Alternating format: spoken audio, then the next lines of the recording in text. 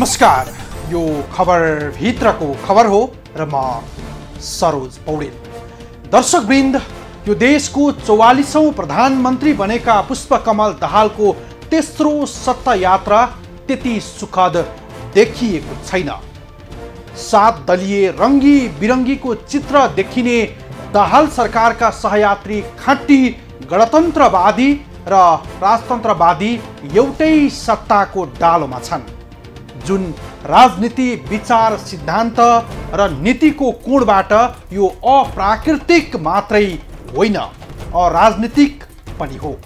तैपनि सत्ताको लागि जे जस्तो कसम खान पनि पछि नपर्ने नेपाली नेताहरूका लागि सबै जायज लाग्ने गर्दछन्। विचार र सिद्धान्त सिरानीमा राखेर सत्ताको लागि सही छाप गरेर सिंह दरबार छिरेका नेताहरूले सरकार र संसदमा देखाएको तमासा देखाउने छौं आजको खबर भित्रको खबरमा। यदि यो सरकारलाई यो मुलुक र जनताको लागि अलिकति पनि चिन्ता हुन्थ्यो भने जनजीविकाको विषयमा यति बेला जुटिसकेको हुन्थ्यो होला सायद। तर सरकार भित्रै बातको नाउँमा झगडा छ। वैराग लाग्दो यो मुलुक प्रति चासो कोही कसैको छैन। जम्मैलाई कुर्सीको स्वार्थ छ। देश आर्थिक सङ्कटमा छ। उद्यमी व्यवसायीहरू एकपछि अर्को गर्दै आत्मदाह गरिरहँदा सत्ता पक्ष भने गणतन्त्र र राजतन्त्रको तुसमा झगडामा मस्त छन्। सङ्घीय गणतन्त्रको कसम खाएर राज संस्था चाहियो भन्दै संसद र सरकारमा भइरहेको यो तमासा हेर्नुहोस्।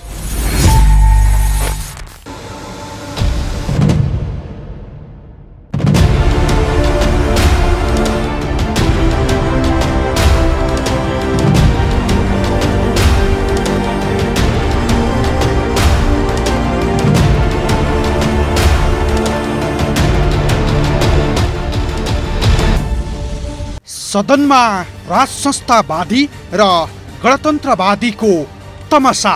सरकारमा बसेर संघीयता र गणतन्त्रको विरोध।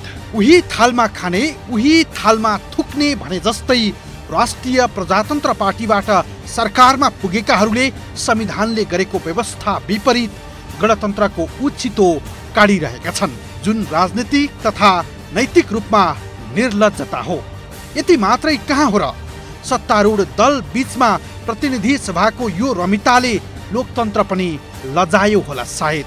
सरकारमा बसेर संविधान विरोधी यस्ता अभिव्यक्ति दिनु गम्भीर आपत्ति हो भन्छन् एमाले सांसद रघुजी पन्त। संविधान र कानुन अनुसार चल्छु भनेर शपथ लिनुभएको मन्त्रीज्यूहरूले प्रधानमन्त्रीज्यूसँग यसरी आफ्नो कुरा कन्ट्राडिक्ट गर्न मिल्दैन। म यो सरकारलाई मत हाल्ने एउटा सांसदको हैसियतले आग्रह गर्दछु, मन्त्रीज्यूहरू र प्रधानमन्त्रीज्यूहरूको यस्तो सार्वजनिक विवाद आएको राम्रो होइन। यस्तो महत्त्वपूर्ण विषयमा उहाँहरूको बारेमा केही छलफल जरुरी छ भने त्यो उहाँहरूले क्याबिनेटमा गर्ने हो अथवा छुट्टै मन्त्री प्रधानमन्त्री बसेर छलफल गर्ने हो। तर संविधानका आधारभूत संरचनाहरूको बारेमा प्रधानमन्त्रीज्यू र मन्त्रीज्यूहरूको धारणा बाजिने कुरा आफैमा मुलुकको लोकतन्त्रको लागि एउटा राम्रो लक्षण होइन। सभामुख महोदय, भर्खरै हामीले पाकिस्तानी तालिबानीहरूले पड्काएको अनुमान गरेको बम विस्फोट देख्यौँ नमाज पढ्ने बेलामा। त्यस्तो महत्त्वपूर्ण घरमा बम पड्काएर चाहिँ हजारौँ 25-30 जनाभन्दा बढ्ता मान्छेहरू मारिएको छ। पाकिस्तान बन्दाखेरि के भनिएको थियो भन्दाखेरि धर्मको आधारमा मुस्लिमहरूलाई छुट्टै देश चाहिन्छ, धर्मको आधारमा भनिएको थियो। तर आज त्यो पाकिस्तानमा दिनौँ बम पडेको छ। सुन्नीले सियालाई मार्छन्।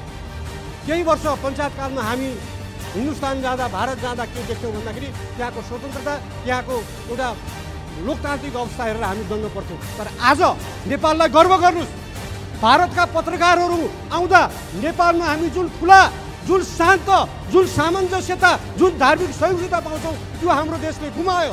त्यो लोकतन्त्र गुमायो, त्यो धार्मिक सहिष्णुता गुमायो। आज बहुसङ्ख्यक हिन्दूहरू एकातिर भएर मुस्लिमहरू सडकमा कुटिन्छन्, बाटोमा कुटिन्छन्, ट्रेनमा कुटिन्छन्, तर तिनीहरूलाई कारबाही हुँदैन। एमाले सांसद पन्तपछि सत्तारूढ दल माओवादी केन्द्रका सांसद शक्ति बस्नेत बोले। उनले पनि राप्रपा मन्त्रीहरूको अभिव्यक्तिप्रति असन्तुष्टि जनाए। उनले प्रधानमन्त्री र राप्रपाबाट मन्त्री भएकाहरूको मत बाजिएको भन्दै यो राम्रो संकेत नभएको टिप्पणी गरे। सांसद शक्ति बस्नेतले लोकतन्त्रमा संसद र सडकमा बहस हुन सक्ने तर क्याबिनेटमा बसेर संविधानको मूल्यभन्दा बाहिर गएर गर्ने टिप्पणी अस्वीकार्य भएको बताए। कसैले अझ योभन्दा उन्नत खालको लोकतन्त्रको हामीले सपना देख्यौँ र यो व्यवस्थाको धरतीमा खडा भएर यो परिवर्तनका मूल्यहरू जो स्थापित भएका छन् त्यो जगमा खडा भएर यसले खोजेको परिणाम हासिल गर्नको लागि गर्नुपर्ने मेहनत यता पनि कमी रह्यो। अर्कोतिर यो परिवर्तित व्यवस्था पुरानै व्यवस्था हो, विद्रोहीहरू पुरानै मूलधारमा फर्किएका हुन्, पुरानै व्यवस्थामा आएका हुन् भन्ने आग्रहलाई जबरजस्ती स्थापित गर्न खोज्दा नयाँ राजनीतिक व्यवस्थाले खोजेका नयाँ मूल्यहरूलाई स्थापित गर्ने कुरामा कहीँ कमी हुन पुगेको छ। यी आग्रहहरूबाट मुक्त भएर यो व्यवस्थाको मूल्यहरूलाई सही ढङ्गले आत्मसात, परिवर्तित व्यवस्थाको मूल्यलाई हामीले सही ढङ्गले आत्मसात गरौँ। ती मूल्यहरूलाई कार्यान्वयन गर्ने, इमान्दार ढङ्गले कार्यान्वयन गर्ने हामीले सङ्कल्प गरौँ, हामी प्रतिबद्धता गरौँ। सायद आजको व्यवस्था र अवस्थाको बिचको अन्तर्विरोधको समाधान पनि हामी यहीँनिर पाउनेछौँ, यहीँनिर हुनेछ। सभामुख महोदय, हामीले अर्को मैले अहिले यही अवस्थाको र व्यवस्थाको सन्दर्भमा चर्चा गरिरहँदा थुप्रै साथीहरूले भन्ने गर्नुभएको छ, यहाँ प्रश्न पनि उठिसकेको छ। संसदमा यो विषयमा बहस एक हदसम्म स्वीकार्य पनि छ, सडकमा यो विषयको बहस एक हदसम्म स्वीकार्य पनि होला। हरेकले आफ्नो मूल्यहरू, आफ्नो मान्यताहरूलाई स्थापित गर्लान्, किनकि हाम्रो संविधानले दुई तीनवटा कुरा, राष्ट्रिय भौगोलिक अखण्डताको कुरालाई, राष्ट्रिय स्वाधीनताको प्रश्नलाई, जनतामा अन्तर्निहित सार्वभौमिकतालाई अपरिवर्तनीय विषय ठानेको छ। अन्य विषयहरूमा संविधान उधार पनि रहेको छ। तथापि यी सबै विषयहरू एउटा सार्वजनिक बहसको विषय हुन सक्छ, त्यसलाई हामीले लोकतान्त्रिक मूल्यभित्र राख्न सक्छौँ। तथापि सरकार जो कार्यकारी अधिकार प्रयोग गरिराखेको, संविधानमा अन्तर्निहित कार्यकारी अधिकार प्रयोग गर्ने संस्था क्याबिनेट र क्याबिनेटका सदस्यहरूले संविधानका मूल्यहरूभन्दा बाहिर गएर गर्ने टिप्पणी त्यो स्वीकार्य हुन सक्दैन र यस्ता प्रकारका गल्तीहरू आगामी दिनमा नहुन्, यसलाई चाहिँ सच्याइयोस्। संविधान मान्दैनौँ भन्ने, संहिता खारेज गरौँ भन्ने, तर प्रदेशमा मुख्यमन्त्री माग्ने र मन्त्री पदमै चित्त बुझाउने यही नीतिबाट गुज्रिएको छ राप्रपा पनि। राष्ट्रिय प्रजातन्त्र पार्टी मुख्य दलहरूको अकर्मण्यताकै कारण राष्ट्रिय राजनीतिमा पुनर्जीवित भएको राप्रपाको चरित्र भने दोहोरो देखिएको छ, जहाँ उसले नयाँ संविधानमा संस्थागत भइसकेका मूल मुद्दा संघीयता, गणतन्त्र, धर्मनिरपेक्षता र समावेशिताको विकल्पमा उभिँदै आएको छ। धर्मलाई राजनीति फण्डा बनाउँदै आएको राप्रपाको पछिल्लो अभिव्यक्तिले मुख्य दल माओवादी र एमाले सशङ्कित छन्। एमाले भन्दा बढी माओवादी तर्चिएको देखिन्छ। सरकारमै बसेर संघीय गणतन्त्रको विरोध गर्नु आपत्तिजनक भएको भन्दै विरोध गरेका एमाले माओवादीप्रति राप्रपाका प्रमुख सचेतक ज्ञानबहादुर शाही कड्किए। माननीय सदस्य शक्ति बस्नेतजीले उठाउनु भएको कुरा, उहाँलाई नेपालको संविधान 2072 बनाउनभन्दा अगाडि जुन हिसाबले सांसदहरूको राय संलग्न गरिएको थियो, संघीयता चाहिन्छ कि चाहिँदैन, धर्मनिरपेक्षता चाहिन्छ कि चाहिँदैन, त्यो किन आज सार्वजनिक गरिएन? र अर्को कुरा, नेपालको संविधान 2072 को 274 नम्बरमा भनिएको छ, यो नेपालको संविधानका विशेष कुराहरू जस्तै नेपालको संविधानमा नेपालको सार्वभौमिक सत्ता, भौगोलिक अखण्डता, स्वाधीनता र जनतामा निहित सार्वभौम सत्ता प्रतिकूल हुने गरी संविधान संशोधन गर्न सकिने छैन, गणतन्त्र चाहिन्छ या चाहिँदैन भन्ने कुरा पनि यही संविधानबाट, यही सदनबाट लागू गर्न सकिन्छ, यो भावना। र अर्को धर्मको कुरा रह्यो, उहाँले धर्मको कुरा जोड्दै गर्दा भारतसँग जोड्नुभयो। माता सीता कुन देशको नागरिक? यही नेपाल हो। आज 32 कोटी देवताहरू कहाँ हुन्? यही नेपाल हो। आज संसारकै उत्कृष्ट किताब वेद पनि यही नेपालकै गुरु वेदव्यासले लेखेका, यो कुरा बुझ्न आवश्यक छ। र अर्को, उहाँले धर्ममा भन्नुभयो तपाईँको नास्तिक भनेको के हो, र धर्ममा उहाँले भन्नुभयो कि तपाईँको नास्तिकको कुरा हुन्छ यहाँ हुँदैन। त्यो भावनाले सभा महोदय यो कुरा तत्काल फिर्ता लग्यो, मेरो आपत्ति छ। यमा आपत्ति बस्नुस्। बुधबारको संसद बैठकमा सांसद शाहीको बोली सकिन नपाउँदै एमाले सांसद रघुजी पन्त र माओवादी सांसद शक्ति बस्नेत उठेर शाहीलाई काउन्टर जवाफ दिन खोजे, तर सभामुखले माइक्रोफोनको लाइन नै दिएनन्। त्यसपछि बोल्ने पालो पाएका सत्तारूढ दल राप्रपाका सांसद डाक्टर धवल शमशेर जबराले त्यसको प्रतिवाद गरे। सांसद शाहीको टिप्पणीलाई साथ दिँदै गणतन्त्र विरुद्ध कुर्लिए उनी पनि। नेपालमा सनातन हिन्दू राष्ट्र र राज संस्था सहितको प्रजातन्त्र स्थापित गर्न आएको भन्दै यो संविधानले रोक्न नसक्ने चुनौती दिए। मैले आज सुरुवातको दिनमा पार्टीको कुरा, हाम्रो विचारका कुरा नराखौँ भनेर सोचेको थिएँ, तर मान्य सदस्यज्यूले राप्रपामाथि प्रहार गर्नुभयो। सत्य कुरा हो, राप्रपा सानो होला, तर हामी नेपाली जनताको मनमा भिजेको छौँ। हामी नेपालमा फेरि सनातन धर्म हिन्दू राष्ट्र कायम गर्नको लागि आएको छौँ। हामी फेरि राजा सहितको प्रजातन्त्रलाई स्थापित गर्न आएको छौँ र त्यो कुरा संविधानले रोक्दैन। सभामुख महोदय, संविधानमा अपरिवर्तनीय यो बुँदाहरू होइनन्। हामीले बोल्न पाउनुपर्छ, हामी बोल्छौँ र त्यो हामी समयमा कार्यान्वयन गर्छौँ। त्यसको मतलब यो होइन कि हामी संविधानलाई मान्दैनौँ, व्यवस्थालाई मान्दैनौँ। नमान्ने भावे हामी जङ्गल जान्थ्यौँ, बन्दुक उठाउँथ्यौँ। यही व्यवस्था र यही संविधानभित्र बसेर यो संविधानलाई हामीले बोकेको मूल्य र मान्यताभित्र परिवर्तन गर्न राष्ट्र प्रजातन्त्र पार्टीलाई जनताले भोट दिएर हामी आएको छौँ र हामीलाई हेप्ने काम र हामीलाई होच्याउने काम यो सदनबाट आइन्दा फेरि नहोस्। केही समय अघि कानुन मन्त्री ध्रुव बहादुर प्रधानले दिएको अभिव्यक्तिपछि प्रधानमन्त्रीले राष्ट्रिय सभा बैठकमा सचेत गराएका थिए। त्यसपछि पनि शहरी विकास मन्त्रीको त्यस्तै अभिव्यक्ति आएको थियो। राप्रपाबाट सरकारमा पुगेका मन्त्रीहरूको यस्ता अभिव्यक्तिले चिडिएका प्रधानमन्त्री दाहालले कडा टिप्पणी गरेका थिए।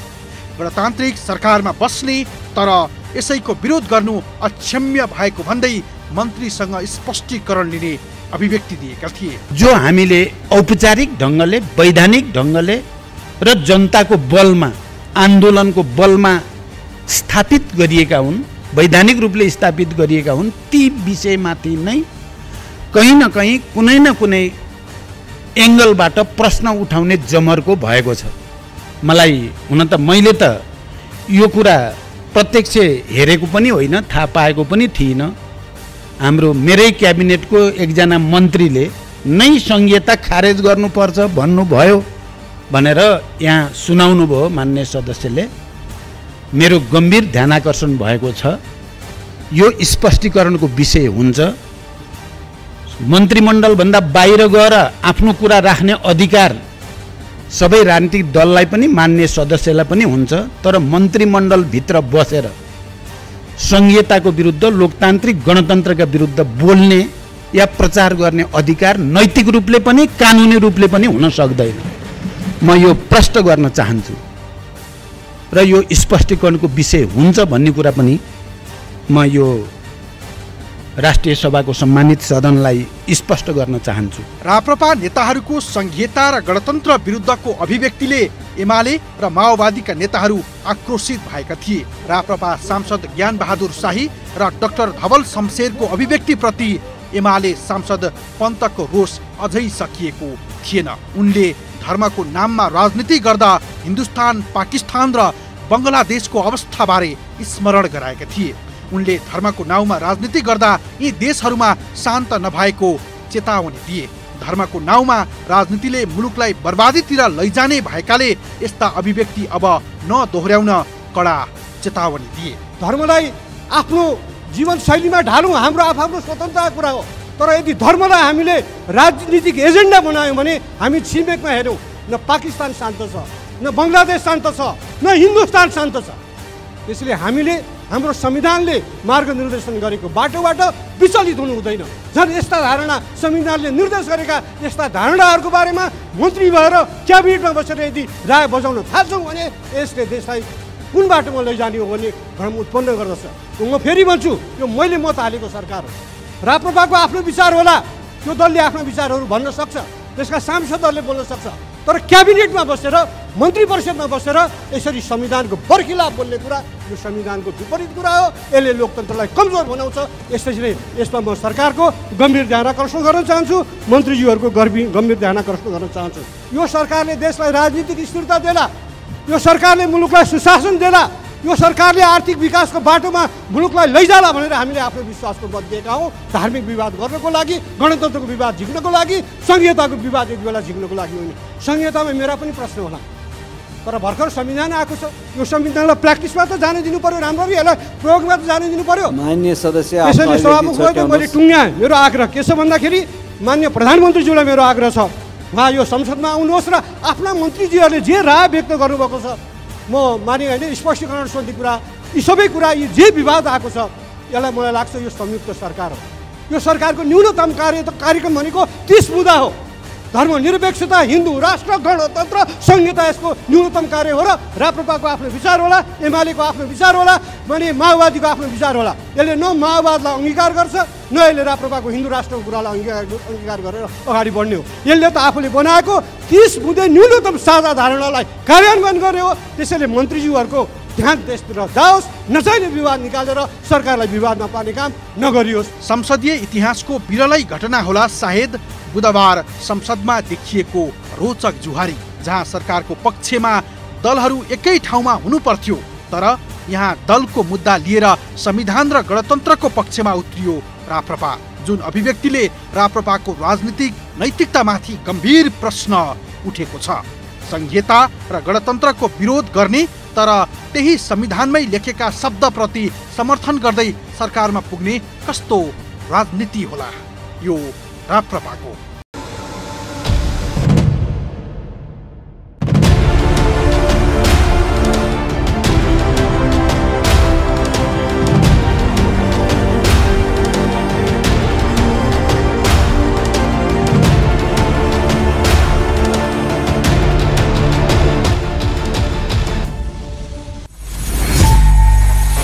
दर्शकवृन्द, जनताले राष्ट्रिय प्रजातन्त्र पार्टी र राष्ट्रिय स्वतन्त्र पार्टी जस्ता नयाँ दललाई प्रतिपक्षमा बस्ने गरी मत दिए। प्रतिपक्षमा बसेर सरकारको खबरदारी गर्न रखवारी गर्नुपर्ने यी शक्तिहरूको सत्ताको प्यास बिछट्टै देखियो। विचार सिद्धान्तलाई रक्षानमा मिल्काएर राप्रपा लगायतका दलहरू दाहाल सरकारको काँध थाप्न पुगे। उनै प्रधानमन्त्री दाहालको आशीर्वाद थापेर मन्त्री भएकाहरूले नै संहिता र गणतन्त्रको विरोध गरेर लोक हँसाइरहेका छन्, जुन राजनीतिमा सबैभन्दा लज्जाको विषय हो। गणतन्त्रवादीको सत्ता काखमा बसेर गणतन्त्रको विरुद्ध धुवाँदार अभिव्यक्ति दिनेहरूदेखि रवि लामिछानेहरूले देखाएको नाटक मञ्चन कस्ता कस्ता छन् त्यो देखाउनेछौँ, तर छोटो विश्रामपछि। दर्शकवृन्द, मुख्य दल एमाले, कांग्रेस र माओवादीकै कारण राप्रपाको पुनर्जीवित भयो भने राष्ट्रिय स्वतन्त्र पार्टीलाई जनताले विश्वास गरेर मत दिए। मूलधारका दललाई सबक सिकाउने गरी जनताले मत दिएका थिए यी दलहरूलाई, तर यी दलभित्रका पात्रहरू झनै विवादित देखिए। स्वार्थ बाजिने गरी मन्त्रालयमा हात मात्रै हालेनन्, नीतिगत प्रभाव पार्न कुनै कसुर बाँकी राखेनन्, चाहे रवि लामिछाने हुन् या विक्रम पाण्डे नै किन नहुन्। दाहाल सरकारको करिब 1.5 महिनाको यात्रामा लामिछाने र पाण्डेहरूले चर्ती कला यस्तो देखाए।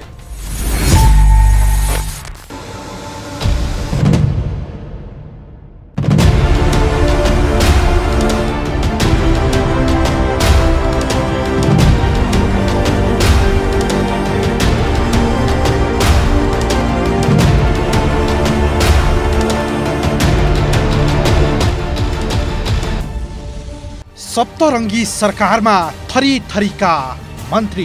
दाहाल सरकारमा यस्ता अनुहारहरू छन् जहाँ अख्तियारबाट डामिएका, नागरिकता राहदानी दुरुपयोग गरेका, म्यान पावरका एजेन्टमा संलग्न भएका, एनजिओमा कमाएकाहरूको जमात छ। गृहमन्त्री तहमा पुगेका राष्ट्रिय स्वतन्त्र पार्टीका सभापति रवि लामिछाने निकै विवादित देखिए। मन्त्री हुँदा नागरिकताको विवाद सुल्झिए पनि राहदानीको मुद्दा जीवितै छ, तर उनी गैर सांसद भए पनि गृहमन्त्रीमा पुनः फर्कन पाऊँ भन्दै कहिले बालुवाटार त कहिले बालकोटमा धाउँदै आएका छन्।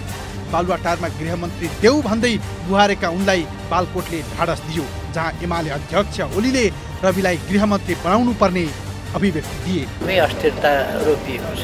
होइन, संविधान भनेको संशोधन हुनै नसक्ने कुरा होइन,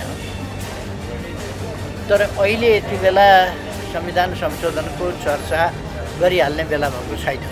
किनभने भर्खर चुनाव सकिएको छ, भर्खर सरकार बनेको छ, भर्खर न्यूनतम साझा कार्यक्रम ल्याएको छ। केही कुराहरू अब लोकतन्त्रका विरुद्धका षड्यन्त्रहरू पनि कायम छन् र ती षड्यन्त्र अत्यन्तै भद्दा ढङ्गले र तीव्र ढङ्गले भइरहेका छन्। सहमति जुन समीकरण, नयाँ समीकरणमा जुन सहमति भएको छ, त्यस समीकरणमा कांग्रेसले पनि समर्थन गर्दा राष्ट्रिय सहमति कुन पार्टीले के लिने भन्ने कुरा सहमति के भएको हो तपाईँहरूलाई थाहा छ। त्यसै अनुसार अगाडि जानुपर्छ। राष्ट्रिय स्वतन्त्र पार्टीको प्रधानमन्त्री, गृहमन्त्री सहित कुन मन्त्रालय लिएको हो त्यो सहमतिका साथ नै भएको हो, तपाईँहरूलाई थाहा छ। त्यसै अनुसार जानुपर्छ। बिहिबार उनले सञ्जालमा एउटा अभिव्यक्ति पोस्ट गरे जहाँ उनले म अभिमन्यु बन्न चाहन्न भन्दै सञ्जाल रङ्गाए। उनको यो पछिल्लो मन्त्री नपाएको बर्बरहाटको अभिव्यक्ति हो। उनमा देखिएको यो सत्ताको आसक्ति सम्भवतः नेपालमै धेरै बदनामी हुन सक्छ। सुशासन र नैतिकताको पाठ पढाएर राष्ट्रिय राजनीतिको मूलधारमा आइपुगेका लामिछानेका पछिल्ला यी क्रियाकलापले युवाप्रतिको आशाको दियो निभ्न खोजेको छ। नयाँलाई हाई हाई, पुरानालाई बाई बाई भन्दै सिंह दरबार छिरेका उनको करिब 1.5 महिना अत्यन्तै विवादित देखियो। स्वार्थबाजी नै गरी उनी गृहमै पुगे। उनी गृहको जिम्मेवारी लिएसँगै उनको असली अनुहार छरपष्टै भयो। उनको यो हरकतले नेपाली राजनीतिमा निराशा बढाएको विश्लेषक टिप्पणी गर्दछन्। रवि लामिछानेबाट के आशा गरिन्छ भने 24 घण्टा नागरिकता नहुँदा माछा बिनाको पानी जस्तो हुने भए। आज 10औं वर्षदेखि नागरिकता विहीन नेपालीहरू ती छन् जो गरिब छन्, जसलाई यसरी चाहिँ फास्ट ट्र्याकबाट नागरिकता लिने सुविधा पनि छैन। तिनीहरूको लागि केही चाहिँ उनले गरून्, पहिलो कुरा थियो। अर्को कुरा रह्यो फेरि अब सत्तामा जानको लागि चाहिँ त्यो चाहिँ अब के हो भन्दाखेरि त्यो नितान्त व्यक्तिगत रुचि हो। नेपाली जनताले थाहा छैन, उनका केही अनुयायी र भक्तगणहरूले उनलाई फेरि गृहमन्त्री भएको हेर्न चाहन्छन् होला। अझै पनि उनको चाहिँ पासपोर्टको केसहरू बाँकी छ, त्यो पनि क्लियर गरून्। मुख्य कुरो राजनीतिमा के हुन्छ भन्दाखेरि सत्तामा जाने कुरा धेरै सजिलो छ, तर नागरिकको आँखाको नानी भएर बस्ने कुरा, नागरिकको चाहिँ बिचमा चाहिँ माया र प्रेम पाएर बस्ने कुरा चाहिँ गाह्रो छ। मेरो विचारमा अहिले सत्तामा जान हतारिनु हुँदैन। एमाले र माओवादी बीच लगभग धेरै समानता भए पनि बाँकी दलहरू रासोपा, राप्रपा र जनमत पार्टी फरक पृष्ठभूमिबाट आएका शक्ति हुन्। राप्रपाका मन्त्रीहरूले शपथ तथा पदभारकै क्रममा आफ्नो परिचय दिइसकेका छन्। भ्रष्टाचारको आरोपीहरू पनि मन्त्री परिषदमा। राष्ट्रपति कार्यालय शीतल निवासमा शपथ लिएपछि पशुपति पुग्नु राष्ट्रिय राजनीतिकै निम्ति नौलो दृश्य बन्यो। उपप्रधानमन्त्री लिङ्गदेनले मन्त्रालयमै पण्डित लगेर मन्त्रोच्चारण गर्न लगाएका थिए। शहरी विकास मन्त्री पाण्डेले कुर्सीकै अगाडि पृथ्वीनारायण शाहको तस्बिर राख्न लगाएका छन्। रुद्राक्ष लगाएर पशुपतिबाट फर्किएका मन्त्री पाण्डेले पनि मन्त्र वाचन गरेर पदभार ग्रहण गरे। सिक्टा आयोजनामा 2.5 अर्बको मुद्दा खेपेर मन्त्रीको आसनमा पुगेका पाण्डे यति बेला उनकै दलभित्र र बाहिर पनि विवादित छन्। उनले स्वार्थबाजी नै गरी शहरी विकास मन्त्रालयको जिम्मा लिए, जुन नीतिगत रूपमै शक्तिको प्रभावमा आफू अनुकूल निर्णय लागू गराउनु हो।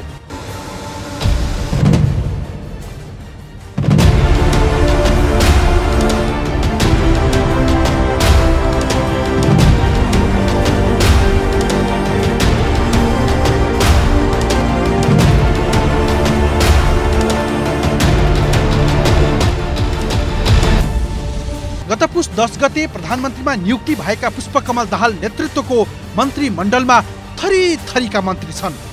2 मन्त्रालय आफैसँग राखेर मन्त्री परिषद विस्तार गरेका दाहालले अहिले गृहमन्त्री पनि आफैसँग राख्ने सङ्केत गरेका छन्। आफू प्रधानमन्त्री नियुक्ति भएको 3 सातापछि 15 मन्त्री नियुक्ति गरेका प्रधानमन्त्री दाहालको क्याबिनेटमा अधिकतम नयाँ अनुहारहरू छन्। 23 सदस्यीय मन्त्री परिषदमा 16 जना पहिलो पटक मन्त्री भएका हुन्। 2/3 मन्त्री युवा र नयाँ अनुहार बनाएर प्रधानमन्त्री दाहालले अलग सन्देश सहित अनेकन उल्झनका चुनौती मोल्दैछन्।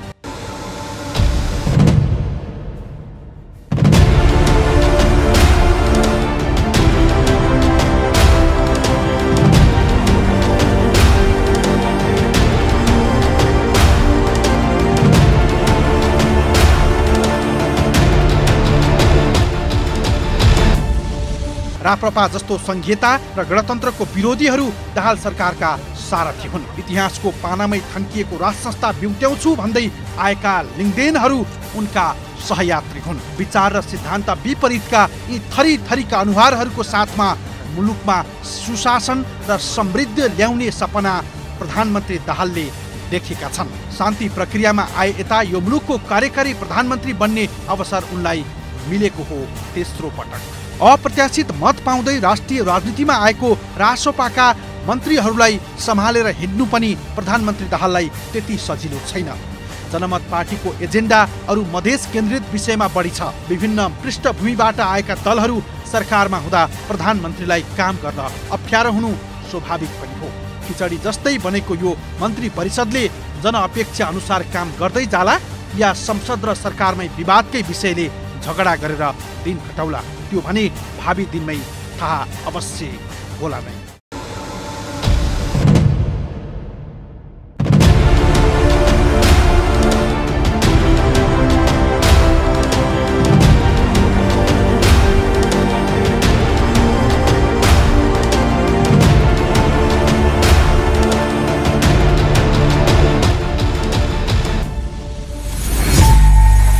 हो दूधको साँची बिरालो भने जस्तै सरकारमा त्यस्ता पात्रहरूलाई विकासे मन्त्रालयको जिम्मा लगाइयो जहाँ उनीहरूले आफ्नै अनुकूलको प्रभाव पारे। लामिछानेले गृह प्रशासनमा प्रभाव मात्रै पारेनन्, गृहमन्त्री पद खुस्किएपछि उनको रोनाधोना यति वैराग लाग्दो देखियो कि जहाँ यदि यो दुनियाँमा लाज भन्ने छ भने त्यो लाज पनि शर्मायो होला। लामिछानेको सत्ता आसक्तिले दलभित्रबाट अन्य पात्रलाई गृहमन्त्री बनाउन सकिन्थ्यो होला, तर मै भए सबै ठिक भन्ने मनोग्रन्थीबाट ग्रसित लामिछानेले आफ्नो असली चेहरा देखाए भने उता शहरी विकास मन्त्री विक्रम पाण्डेले आफ्नै कम्पनीको ठेक्का म्याद थपेर नयाँ कीर्तिमान राखे। प्रधानमन्त्री दाहाल र एमाले अध्यक्ष ओलीको बदलिँदो नियति देखाउने छौं, तर छोटो विश्रामपछि। दर्शकवृन्द, भन्छन् पृथ्वी गोलो छ, घुमिफिरी दिन अवश्य आउँछ। हो, त्यस्तै भएको छ नेपालको समकालीन राजनीतिमा। संसदमा 32 सांसद मात्रै भएको दल माओवादीले यति बेला नयाँ सरकारको नेतृत्व गरिरहेको छ, जहाँ पुष्पकमल दाहाल यो देशको प्रधानमन्त्री बनेका छन्। एमालेको बैशाखी टेकेर सिंहदरबार छिरेका प्रधानमन्त्री दाहाल र ओलीको दैनिकी क्यालेन्डर पनि फेरिएको छ। 2 वर्ष अघि उनलाई दाहाल भेट्न बालुवाटार धाउँथे भने यति बेला प्रधानमन्त्री दाहाल भेट्न ओली कति पटक पुगे त बालुवाटार? यो रिपोर्ट हेर्नुहोस्।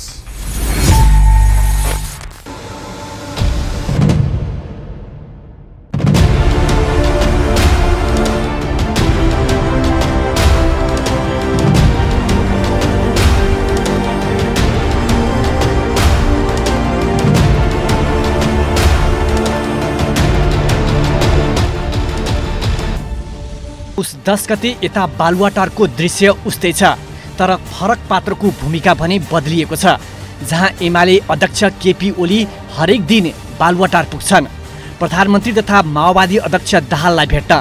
2077 पौष 5 गते अघि माओवादी अध्यक्ष दाहाल त्यति बेला बालुवाटार दैनिकी यस्तै गरी धाउँथे। यद्यपि अहिले उनी प्रधानमन्त्री छन्। ओलीले 2077 पौष 5 मा पहिलो पटक संसद विघटन गरेपछि यी दुई नेता बीच पानी बाराबारको अवस्था थियो, तर त्यो अवस्था बदलियो।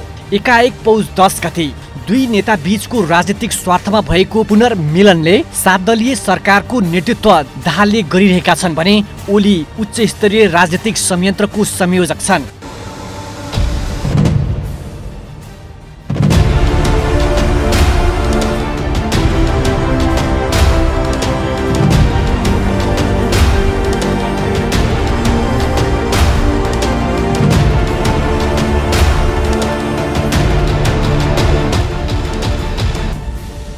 समय कति धेरै बलवान हुँदो रहेछ भन्ने तथ्य आजभोलिको ओलीको बालुवाटार दैनिकी यात्राले प्रस्ट्याएको छ मजाले। राजनीतिक भाग बन्डादेखि सत्ता समीकरण र आउँदो राष्ट्रपति निर्वाचनको विषयमा छलफल गर्न ओलीको दैनिकी क्यालेन्डर जस्तै छ।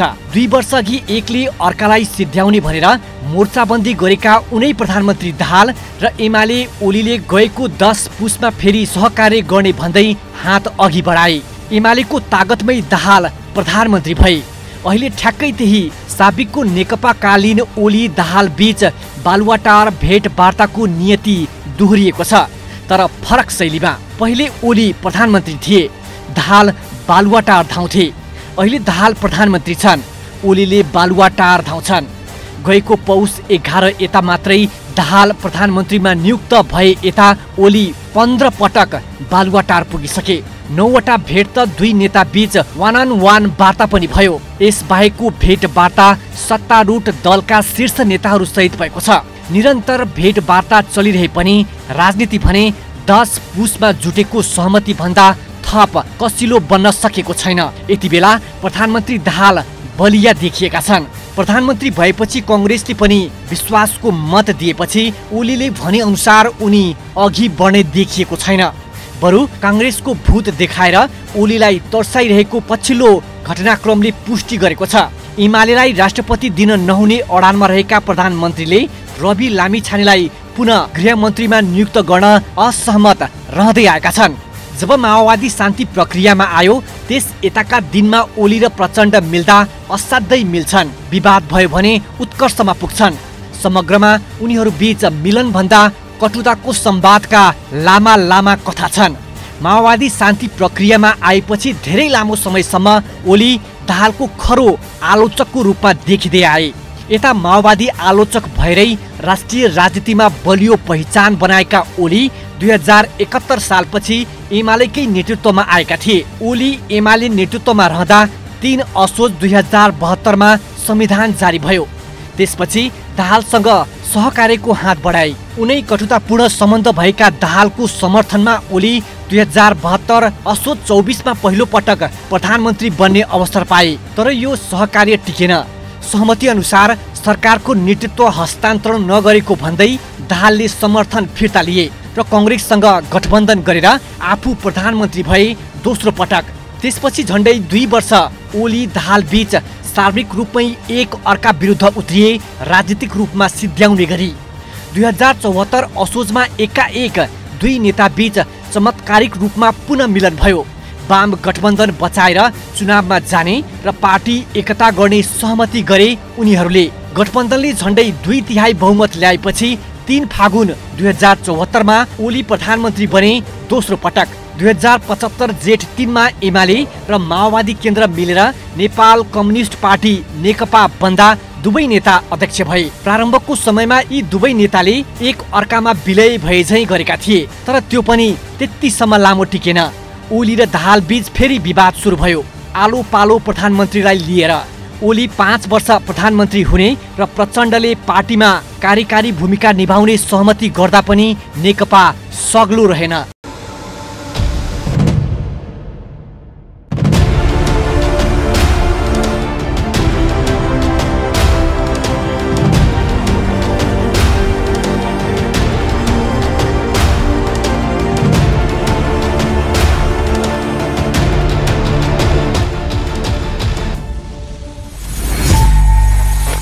दर्शकवृन्द, सत्ता साझेदार दलहरूको उच्च स्तरीय राजनीतिक संयन्त्रको संयोजक भए पनि उनी दाहाल भेट्न पुग्छन् बालुवाटार। जुन 2 वर्ष अघि ओलीलाई भेट्न यसै गरी प्रधानमन्त्री दाहाल पुग्थे बालुवाटार।